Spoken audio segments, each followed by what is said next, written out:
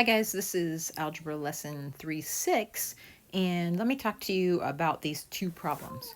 The first one says, below is a table of values of a function. Write the output when the input is n. And so you can see that the inputs are 2, 4, 9, and n, and the output is 8, 16, 36. What we can see when we look at this is to get from this input to this output, we could do 2 plus 6 is 8. To get from this input to this output, 4 plus 6 gives us 10. So that didn't work. So it's not plus 6. It must be something else. So perhaps the case is that when we have a 0 term, it's not 0. And so let's go ahead and use the arithmetic sequence formula just for a help here. A sub 1 plus n minus 1 times d, because all inputs are arithmetic sequences, and if this is a linear function, it is an arithmetic sequence. So in order to find any n, I need a first term, which is 2 plus, actually we don't know the first term, so let's not say that, because this is the second term. This is the second term. We need to know the first term, or the 0 term. So let's do this. A sub n, let's say it is 8, is a sub 1, we don't know that, plus n, 8 is the second term, minus 1 times d. So to get from 2, we don't know what 3 is, and 4, we have 8, we have 16, and so this must be 12, 8, 9, 10, 11, 12, 12, 13, 14, 15, 16. So actually it looks like what's actually happening is plus 4, right? And so we're going to change this d right here into a 4 and solve for a sub 1. 8 equals a sub 1 that we don't know, plus 2 minus 1 is 1, and 1 times 4 is 4. So we'll subtract 4. So we know that our first term, if I have a 1 here, then it's a 4 here. And you know, really, once I got the plus 4 part, I probably could have reasoned that out. So I have an equation that will work. I can say a sub n equals 4, which is my first term, plus n minus 1 times 4, which is my constant difference, or common difference. And I can use the distributive property and maybe make this a little bit nicer. We have 4 plus 4n minus 4, and so 4 minus 4 is 0, so this just equals 4n. A sub n equals 4n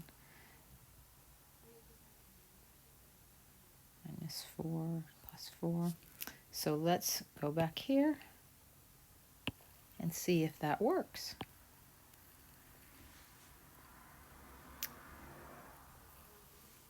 For n, check. All right. So the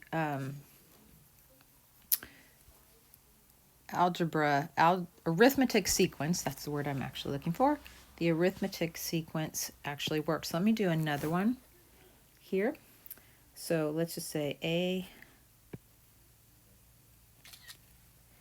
a sub n equals a sub 1 minus n, or plus n minus 1 times d.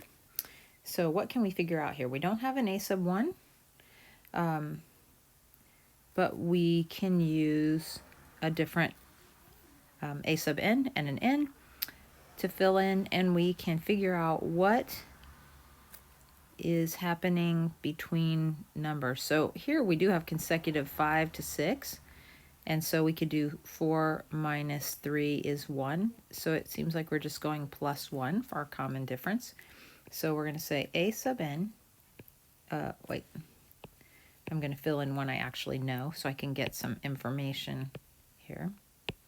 I'm going to say 3, so that's convenient, equals a sub 1 plus n, that was the 5th number, minus 1 times d, which is just 1, I think. So 3 equals a sub 1 plus 5 minus 1 is 4 times 1 is just 4. We're going to subtract 4.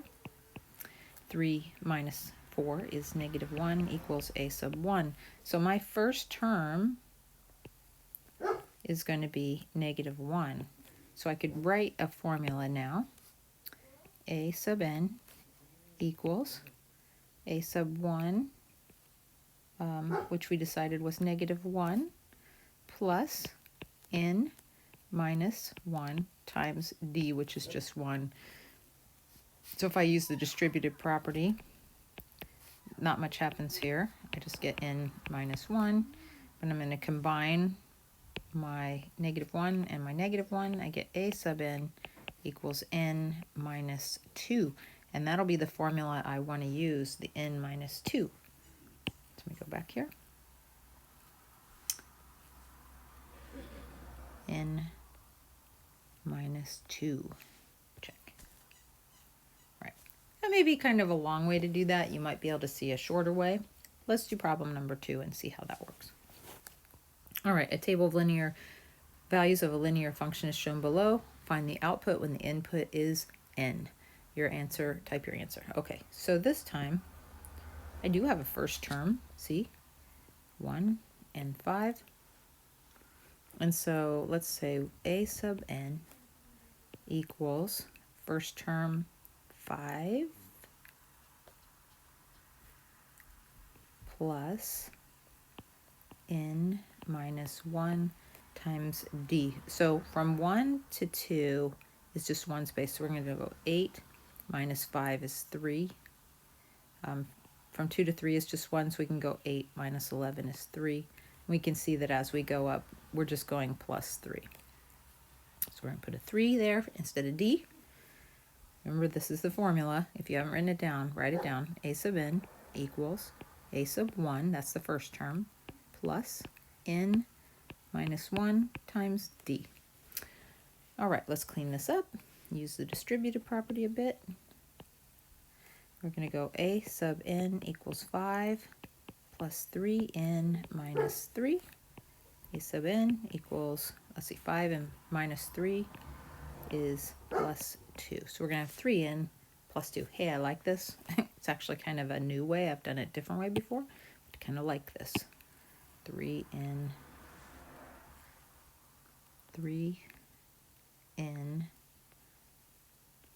plus 2. Check. And I'm going to do one more just for examples. Remember, a sub n equals a sub 1 plus n minus 1 times d. And I do have a first term. This is first. First term is 3. So I'm going to put that in there. I need to know the common difference. So we're going up from 1 to 2 to 3 to 4, so that's fine. I'm going to do 2 minus 3 is negative 1. 1 minus 2 is negative 1. 0 minus 1 is negative 1, so that's my d. That's going to be any a sub n. So let's clean that up a little bit. A sub n equals, I have to use the distributive property, 3 minus 1n plus 1. And so a sub n equals negative n plus 4. So that's kind of weird. Or we could make that look a little prettier if we said a sub n equals 4 minus n. Let's see if they'll accept that.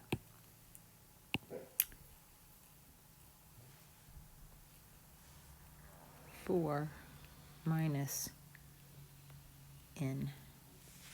Check. All right, have fun with those. Use that formula from the last lesson. A sub n equals a sub 1 plus n minus 1 times d.